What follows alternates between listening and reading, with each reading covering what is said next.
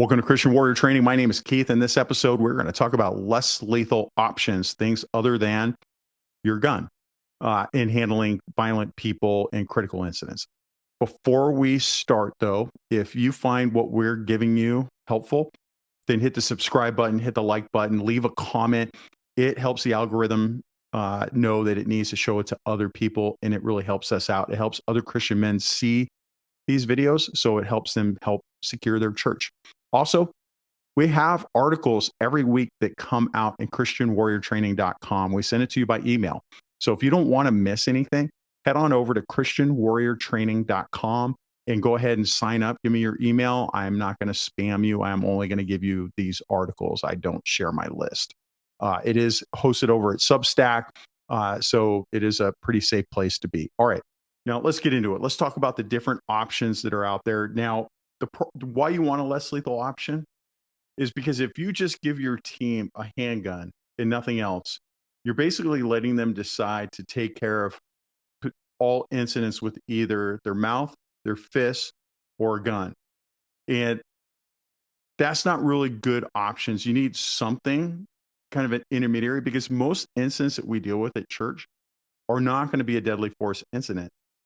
It's going to be domestic violence. It's going to be somebody vandalizing church property. It's going to be an emotionally disturbed person that is going to want to create a problem at your church.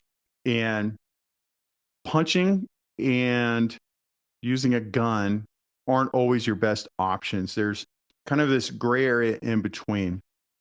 Now, we can talk about all sorts of incidents. If you want, you can go back and look at my prior video on scenario-based training for church security teams to look at all the different stuff you might encounter that you might need a less lethal option. But let's go over it today just a little bit.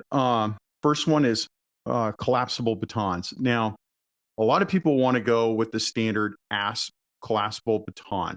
Now, my personal experience, what's nice about these is you can put it in your back pocket, you can put it on a belt clip, and it's pretty concealable.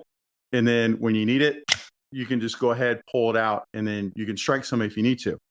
I'm not a fan of the ASP baton. This is the one that I carried in a plainclothes assignment. The problem is that, give you an example, we had an incident with somebody on drugs, and specifically methamphetamine, and my partner was striking him, and his bent and actually ended up breaking. Not like breaking in half, but like it was no longer serviceable. And it doesn't have a lot of mass behind it. What I tend to like was one that we issued our department later on. It's called the Peacekeeper. And you can see a little bit of the mass. It's obviously a lot bigger. This is one I carried on patrol. So I've got like a little glass breaking deal on the end of it. But this one is a lot. I hate it when that happens. Sorry, didn't give it enough force extending it out. But you can see it has got a lot more mass. When you hit people with this, they tend to stop. Even with people striking people that are on drugs, this is done very well. Now, the good thing about collapsible batons is they're concealable when you need them. When you pull them out and you rip it out and it expands out, it gets a lot of people's attention. And I want to say 7 out of 10 times, most people stop right there because they realize they're about to get hit. Some bad things. You need a lot of training. You're going to have to go through yearly training, defensive tactics training. You have to go through your initial baton training. In some states, just prohibit them. Like in California, it's a deadly weapon. It's a felony.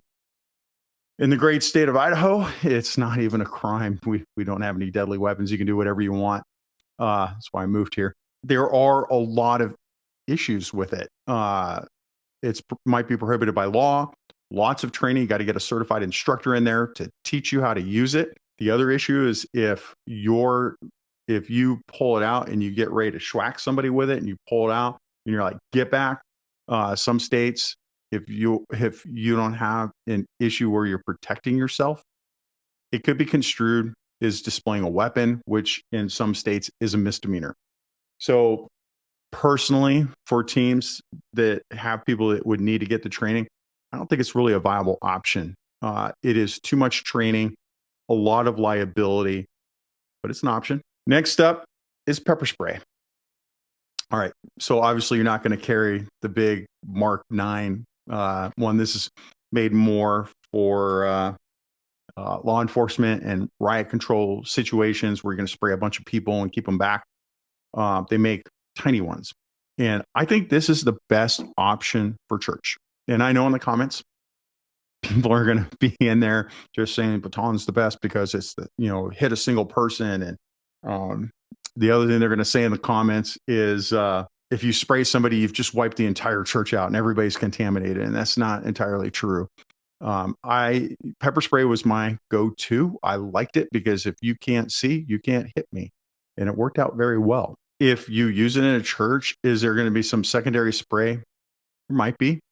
A lot of times people smell the carrier and then they think they've been OC'd and or been pepper sprayed, and then they freak out and they really are having a panic attack. That's honestly like when you see schools wiped out, where like 30 kids were wiped out with pepper spray. Okay, like they smell the carrier because it's got kind of a peppery smell to it, and it does sting a little bit, but it's not that bad. And I think that's a lot of people having panic attacks. It's getting directly on you. Now, I started when we had mace. That stuff was horrible. Yeah, I gassed an entire, I would never use that. That stuff was horrible. But I do like pepper spray. It works effectively. I've used it on people that are on drugs. I've used it on people that are emotionally disturbed. And I've used it on just regular people that want to fight.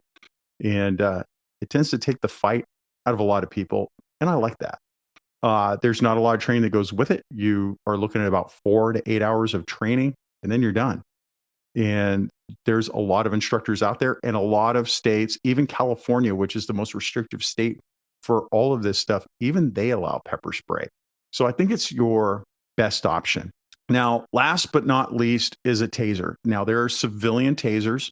I don't have one, so I'll show you a picture of one. The civilian taser is awesome. I really like it. I used a taser a lot. It does take training. You do need to get trained on it. The civilian one actually stays on. And if you're a taser instructor, throw it down in the comments for me. I am not a taser instructor, but I think the civilian one stays on for 30 seconds, where the cop one is only 5. And it's meant so like you tase them and then you run away. But we're not going to run away. We're going to take care of this person so they don't hurt anybody else. It is a good device. I like it. Some of the drawbacks with it, though, is there's weapons confusion, where there have been a couple of incidents where police officers confused it with their handgun. I've never had that issue with me before, but when you have untrained people with not a lot of experience dealing with violent people, it could be an issue, and I would worry about it. I don't think it's the best option, personally. I do think pepper spray all around is the best option for your team. Okay, that's it for now. I just want to make something simple and short. We have an article back on ChristianWarriorTraining.com. If you go back there, you can read the article where we go more in depth into this stuff, and I think it could be really good for you. If you like this video, you need to hit like, subscribe, leave a comment. All of that stuff tells the algorithm to show it to more people, and it helps us get our message out, and I really appreciate it. So that's it for now. Remember your ABCs. Always be caring.